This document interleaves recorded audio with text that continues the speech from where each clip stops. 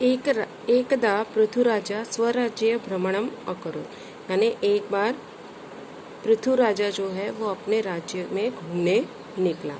भ्रमण समये तेन दृष्ट्व यत प्रजाः अतीव अशक्ताश्च, घूमते घूमते उसने देखा, सब जगह देखा कि उसकी प्रजा जो है वो बहुत ही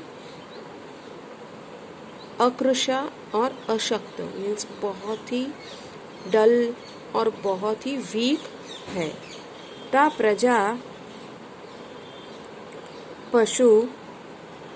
पशुय जीवंती, यानी उसकी प्रजा का जीवन एक पशु के समान हो गया, यानी वो पशुय जीवंती यानी जानवर के समान वो जीव।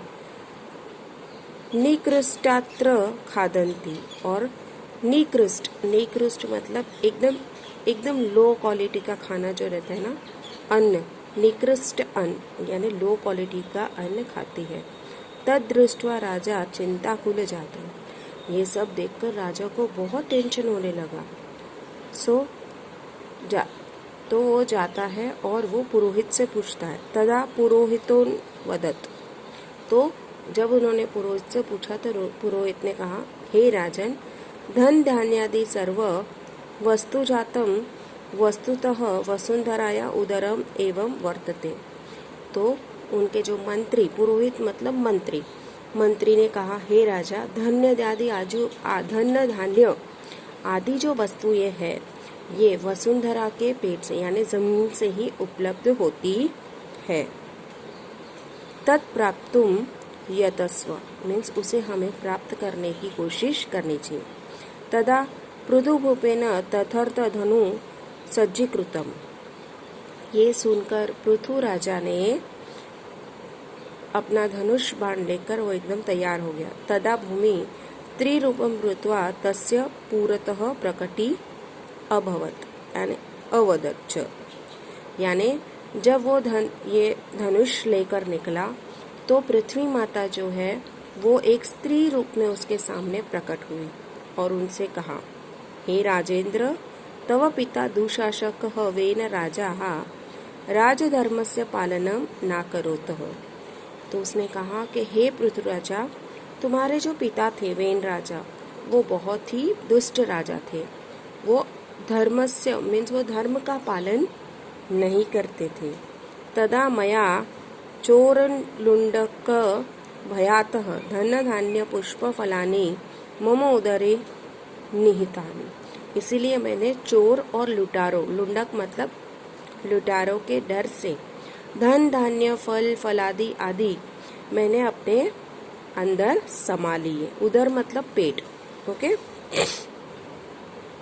धरती माता का पेट मतलब अंदर, पेट धरती के अंदर। तू प्रजाहित दक्ष नृप, लेकिन तुम प्रजाहित दक्ष यानी प्रजा का हित चाहने वाले राजा हो।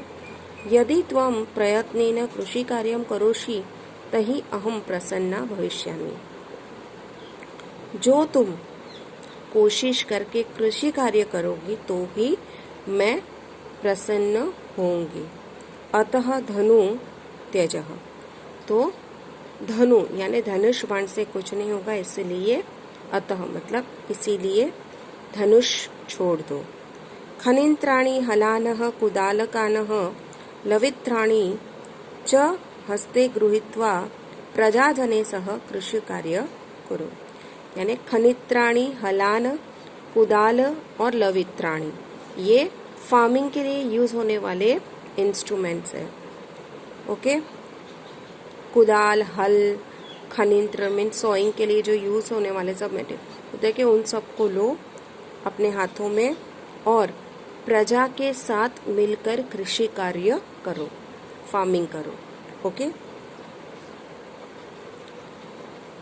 भूमातु उपदेशं मनसि निधाय पृथुवैन्य नदीना मार्गम अवरुद्धम कृषि कार्यार्थे जलस्य उपयोगम अकरोत्, मीन्स भूमाता के आदेश को मानकर,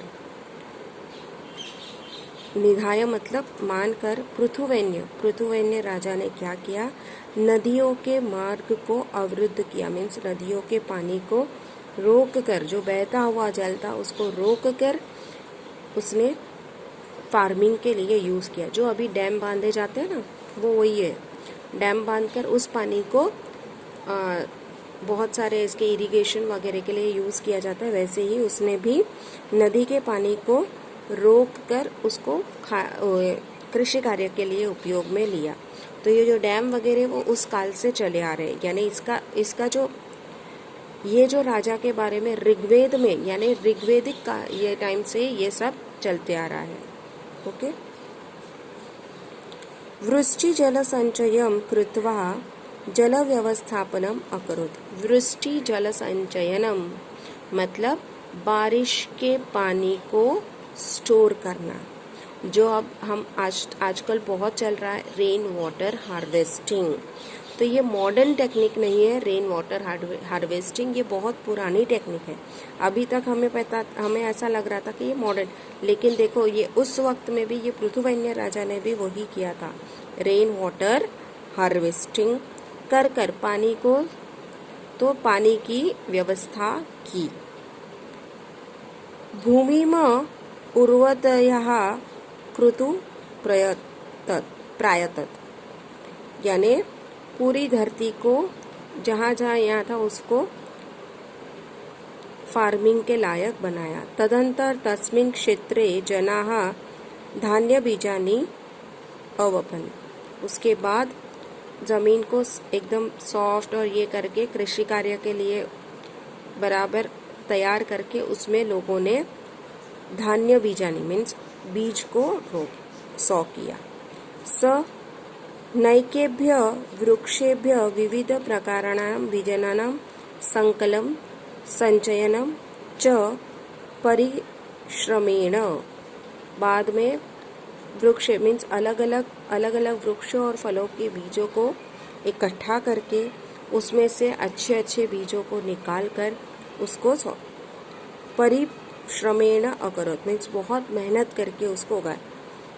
अनंतरम बीजानां संस्करणम कृत्वा वपनम अकरोत् मीन्स उसको बीज को अच्छे अच्छे बीजों को निकालकर उसको सौ किया। पर जन्यानंतर बीजेभ्य अंकुरम उद्भवत। कुछ दिनों के बाद बीज में अंकुरित हुए। अंकुर मतलब पता है ना, अंकुरित मतलब उगने लगे धीरे धीरे और हरे भरे खेत लहराने लगे। इस तरह इसीलिए जिसे कृषि कार्य सबसे पहले जो स्टार्ट किया था, इसलिए इसको कहते हैं आद्य कृषकः पृथुवैन्य मीन्स पृथ्वी पर का सबसे पहला कृषक पृथुवैन्य। आद्य कृषक मीन्स सबसे पहला कृषक पृथुवैन्य, यानी पूरी क्या है, यानी पृथुवैन्य नाम का एक राजा था जो पहला राजा जहाँ जो लोगों के हित के लिए काम किया करता था। तो प्रयाग नगर में उसकी राजधानी थी। प्रयाग मालूम है ना, जहाँ पे तीनों नदियों का संगम होता है उसे कहते हैं प्रयाग। और अभी का जो काशी है वह काशी इसीलिए एक तीर्थ स्थान बन गया, वहाँ पे प्रयाग एक जगह है।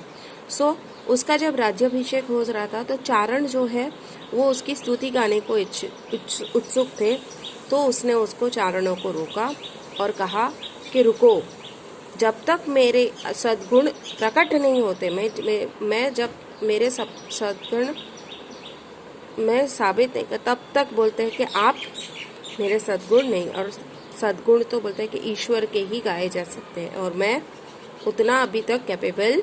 उनकी इस बात को सुनकर जो चारण समुदाय थे वो लोग बहुत खुश हुए।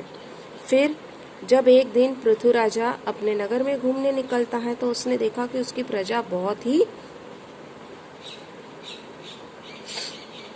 वीक, बहुत ही ये है। तो उसने